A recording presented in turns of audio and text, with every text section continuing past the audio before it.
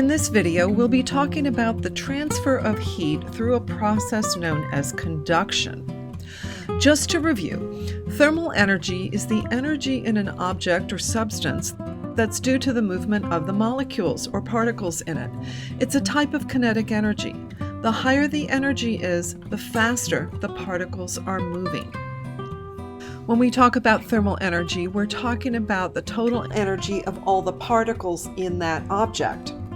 So if you have two objects made of the same substance that are at the same temperature, the larger object is going to have more thermal energy because it has more moving particles. Temperature is a measure of the average kinetic energy of all the particles in the object or substance.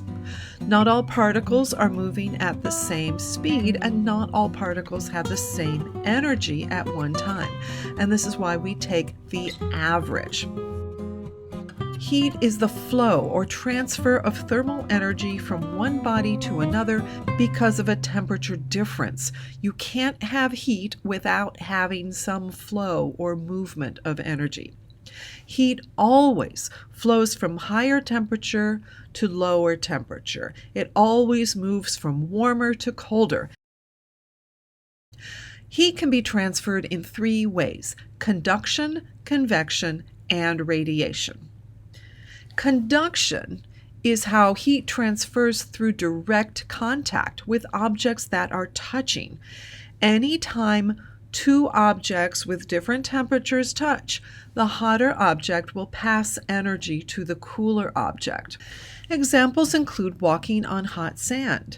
The thermal energy in the sand is conducted into your cooler feet through heat transfer. Another example is using a hot pack.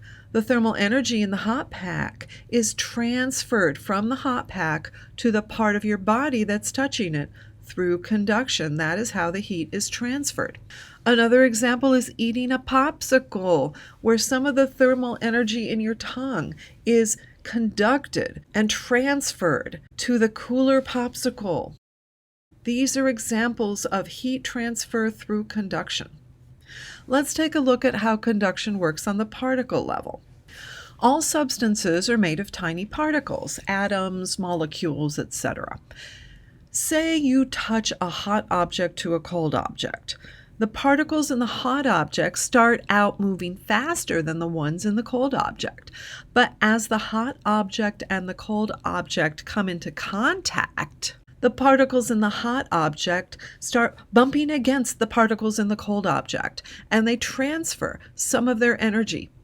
And these particles that are now moving a little faster bump against the particles next to them and transfer some of their energy. And this keeps on going until both of the objects have particles that are moving with the same average kinetic energy, which means the objects now have the same temperature. Some materials are better heat conductors than others. Metals are great heat conductors, so they transfer energy from one end to another very, very easily.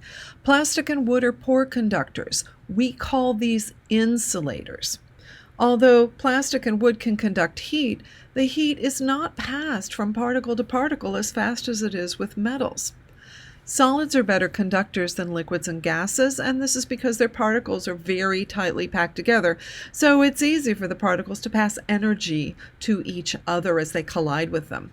Liquids and gases can also conduct heat, but it takes them longer because the particles are farther apart. In summary, conduction is one form of heat transfer. Conduction is how heat transfers through direct contact with objects that are touching.